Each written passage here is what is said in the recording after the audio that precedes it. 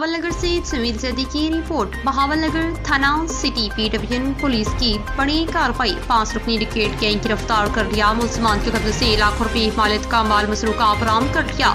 मुलजमान चोरी डिकेटी रासनी समेत मुतअद्दिद मुकदमात में पुलिस को मतलूब थी। तफसीलात के मुताबिक बहावलनगर डिस्ट्रिक्ट पुलिस ऑफिसर की हदायत पर थाना सिटी बी डिवीजन पुलिस ने SHO अमजद इकबाल पासवा की सरबराही में कार्रवाई करते हुए 5 मुलजमान को गिरफ्तार कर लिया।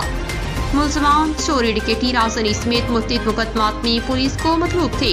मुलजमान के कब्जे से 38 लाख रुपए मालियत का माल मसरूका बरामद कर लिया। मुलजमान से ज़ेरे तमीर मेडिकल कॉलेज से चोरी किया गया लाखों रुपए मालियत का सामान भी बरामद कर लिया गया।